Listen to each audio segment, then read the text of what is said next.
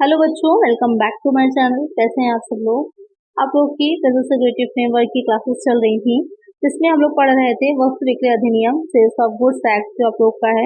उसमें बहुत ही इम्पोर्टेंट अब जो पॉइंट है आप लोगों का कि आदर्श विक्रेता के अधिकार अनुबंध भंग के लिए बात तथा नीलाम द्वारा विक्रय, rights of unpaired seller suit for breach of contract and option sell.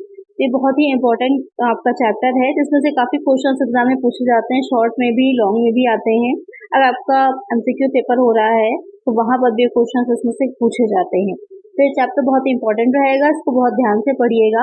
इससे पहले के सारे चैप्टर्स मैंने काफी आपके कंप्लीट करवा दिए हैं, उसकी एक अलग से चैनल पर प्लेलिस्ट बनी है। अगर आपने नहीं देखी है तो लिंक आपको डिस्क्रिप्शन में मिल जाएगा, इस वीडियो की देख लीजिएगा। अब इसके बाकी के जो कुछ आपको पोर्शन रह जाता है, कुछ यूनिट्स, एक यूनिट रह गया लमसम, मोस्टली मैंने कंप्लीट करवा दिया है आप लोगों का, तो उसको भी हम लोग कंप्लीट कर लेंगे।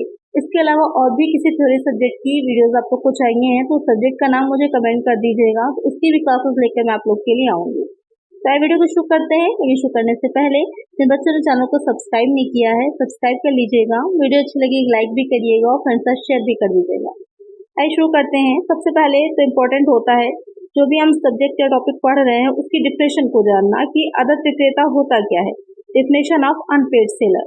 तो यहाँ पर आदर्श विक्रेता की जो डिफिनेशन दे रखी है कि पहला उसमें जो कंडीशन रहेगी कि पहली होनी चाहिए कि जब उसे माल का पूरा भुगतान ना किया गया हो अथवा ना भुगतान करने का प्रस्ताव ही किया गया। तो यहाँ पर एक चीज नाम से ही क्लियर है, कई बार इंग्लिश में चीजें ज्यादा क्लियर समझ में आती हैं। अनपेड दे रखा है, अनपेड का मतलब जिसका पेमेंट ही नहीं किया गया है। तो यहाँ पर यही बात पहले पॉइंट में कह रहा है कि उसको जो गुड्स उसने दिए हैं उसका कोई भी पेमेंट उसको नहीं किया गया है, ना ही पेमेंट से रिलेटेड कोई भी अभी तक प्रपोजल रखा गया है। दूसरी कंडीशन क्या होगी कि जब उसे कोई विनिमय बिल अथवा कोई विनिमय साथ प्रलेख शर्त युक्त भुगतान के रूप में प्राप्त हुआ हो तथा वह शर्त उस प्रलेख की अप्रतिष्ठित यानी कि डिसऑनर अथवा किसी अन्य कार्य से पूर्ण न हुई हो, यानी कि कोई भी, अभी पहले पॉइंट में ये था कि उसको कोई भी पेमेंट नहीं किया गया, ना ही पेमेंट के लिए कोई प्रपोजल रखा गया।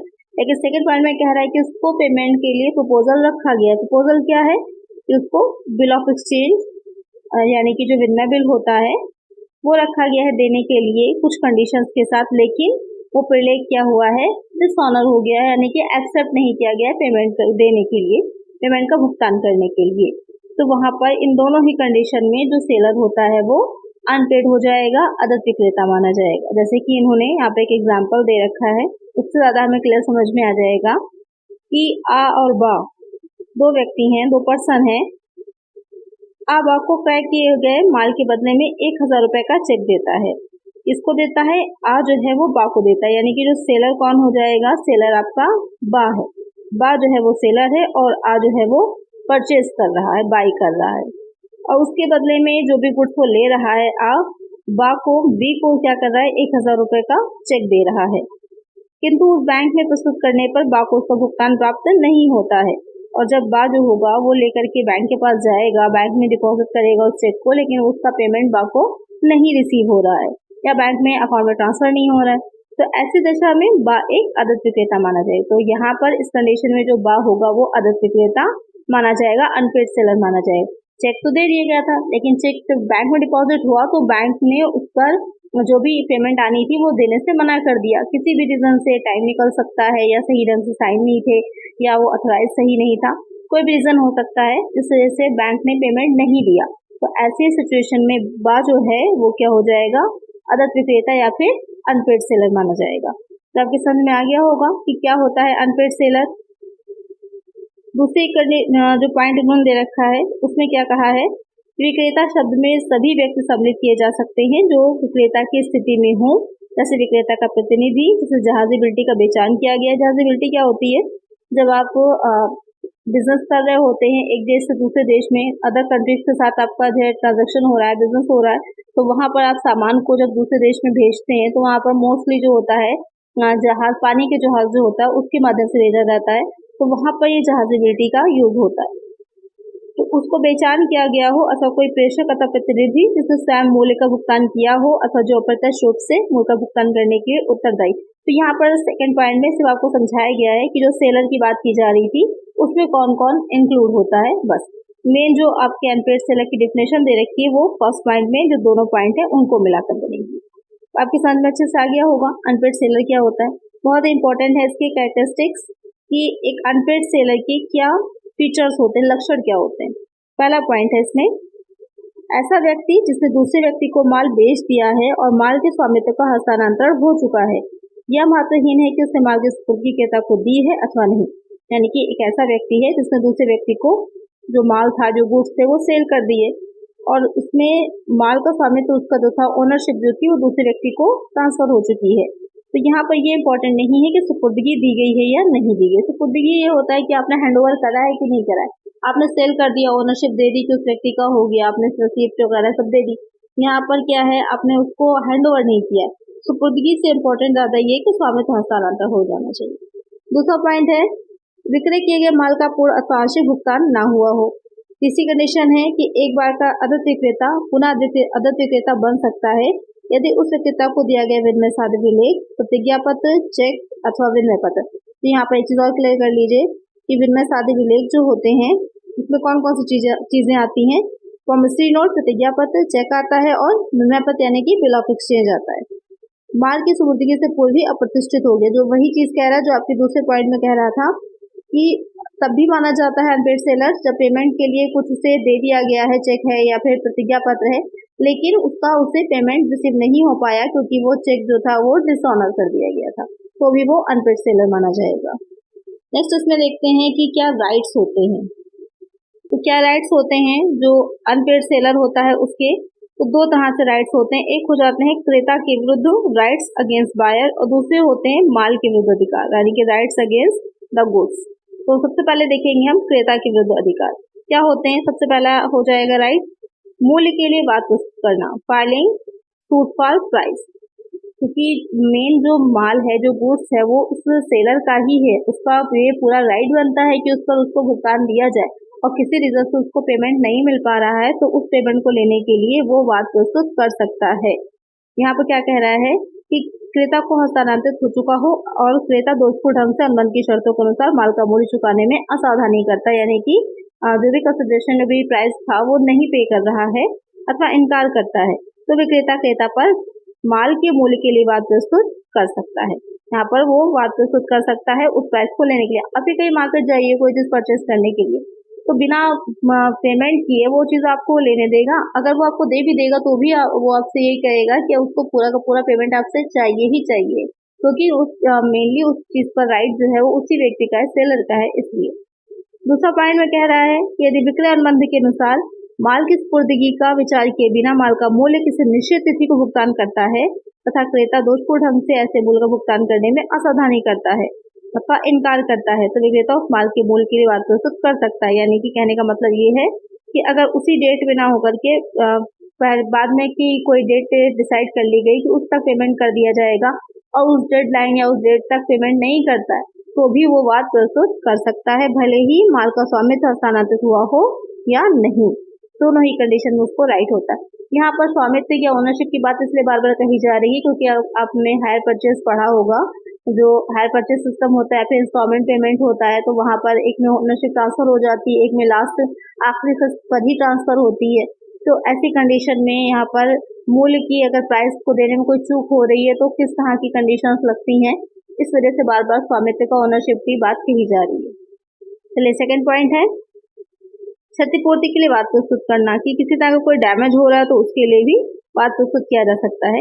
कि जब क्रेता दोषपूर्ण ढंग से माल स्वीकार करने तथा मूल्य का भुगतान करने में असावधानी करता है अथवा इनकार करता है तो क्रेता पर ऐसी अस्वीकृति के कारण होने वाली क्षति की पूर्ति के लिए बात प्रस्तुत कर सकता है।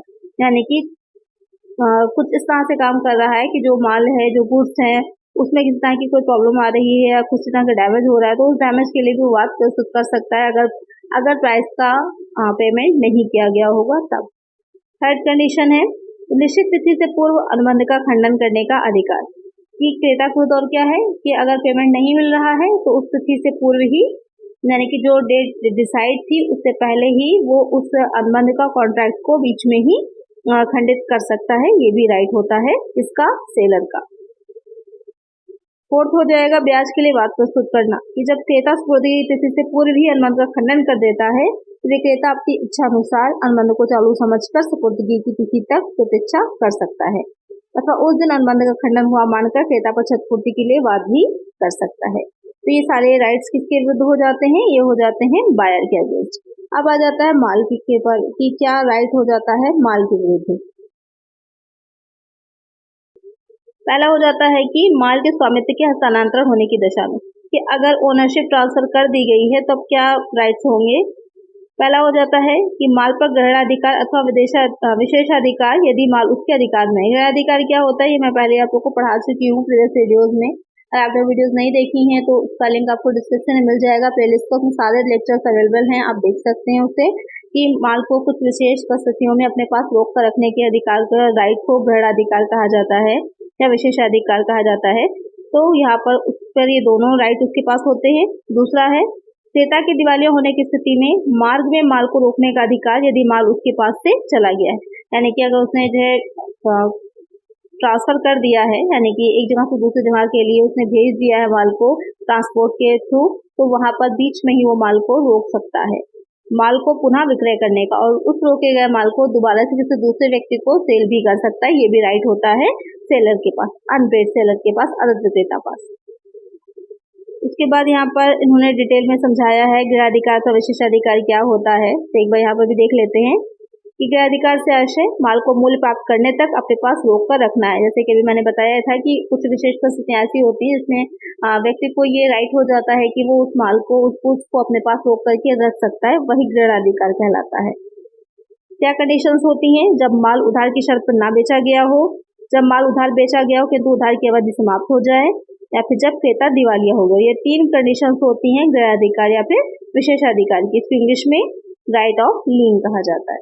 चलिए नेक्स्ट आगे देखते हैं। इसमें आंशिक सुपुर्दगी की दशा में गृहाधिकार, अगर पूरी तरह से सुपुर्द नहीं किया गया है, डिलीवरी नहीं दी गई है, पार्शियल डिलीवरी दी गई है, तब गृहाधिकार किस तरह का हो सकता है कि जहां आदत विक्रेता ने माल की आंशिक सुपुर्दगी दे दी हो तो वह शेष माल पर गृहाधिकार का उपयोग कर सकता है, जब तक इस तरह की आंशिक सुपुर्दगी ऐसी परिस्थितियों में न दी गई हो जिससे ये प्रतीत होता है कि उसने गृहाधिकार का परित्याग करने का ठहराव किया है।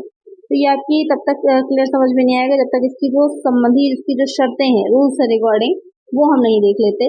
क्या रूल्स हैं इनके कि कब माना जाएगा कि पूरी तरह से उन्होंने डिलीवरी नहीं दी है, आंशिक रूप में दिया है, यानी कि कुछ उसका हिस्सा जो है ट्रांसफर किया गया है, कुछ नहीं किया गया है, कुछ रोक कर रखा गया है भी, तो वहां पर जो अधिकार होता है तो उससे रिलेटेड क्या रूल्स होते हैं। यदि माल का स्वामित्व विक्रेता से क्रेता को हस्तांतरित हो गया है, यदि माल उधार की शर्त पर न बेचा गया है, या फिर यदि माल उधार की शर्त पर बेचा गया हो, यदि माल वास्तविक रूप से आदत विक्रेता के अधिकार में हो, यदि माल की संपूर्ण मूल्य का भुगतान प्राप्त न हुआ हो, यदि विक्रय अनुबंध में गृहाधिकार के विरुद्ध कोई विपरीत बात न हो। गृहाधिकार का उपयोग केवल माल के मूल्य के लिए ही किया जा सकता है, व्ययों के लिए नहीं, कि जितना प्राइस है सिर्फ उसके लिए ही रोका जा सकता है। अगर आपने कोई एडिशनल एक्सपेंसेस किए हैं तो वहां पर आप उसे रोक कर नहीं रख सकते। क्रेता के दिवालिया होने पर, या फिर गृहाधिकार व्यक्तिगत अधिकार है, इसलिए या स्वयं विक्रेता अथवा उसके एजेंट द्वारा प्रयोग में लाया जा सकता है तथा अन्य किसी व्यक्ति को हस्तांतरित नहीं किया जा सकता। यानी कि यहाँ पर जो विक्रेता है, जो अनपेड सेलर है, वो स्वयं या फिर उसका कोई एजेंट है, वो ही माल को रोक कर रख सकता है पूरी तरह से पेमेंट होने तक। कोई अन्य व्यक्ति को ट्रांसफर इस राइट को नहीं कर पाएगा। फिर यदि विक्रेता ने संपूर्ण माल में से आंशिक माल की सुपुर्दगी क्रेता को दे दी है, उस पर अपना गृहाधिकार प्रयोग कर सकता है, बशर्ते कि आंशिक सुपुर्दगी का आशय संपूर्ण माल पर गृहाधिकार का परित्याग न हो। यानी कि कहने का मतलब यहाँ पर यह है कि सपोज कर लीजिए 1000 क्विंटल गेहूं का खरीदा गया था, जिसमें से सिर्फ 250 क्विंटल गेहूं ही उसने ट्रांसफर किया था, बाकी का 750 उसके पास है। तो ऐसी दशा में बाकी के जितना भी उसके पास आंशिक रूप में रह गया है वो उस पर अपना गृहाधिकार का यूज कर सकता है। ये सारी कंडीशन हो जाती हैं आंशिक सुपुर्दगी की दशा में। तो आज की वीडियो में इतना ही, इसके आगे हम नेक्स्ट वीडियो में पढ़ेंगे। तो अगर वीडियो अच्छी लगी है तो लाइक कर दीजिएगा, चैनल पर नया सब्सक्राइब कर लीजिएगा, फ्रेंड्स वीडियो को शेयर कर दीजिएगा। मिलते हैं नेक्स्ट वीडियो में। Thank you.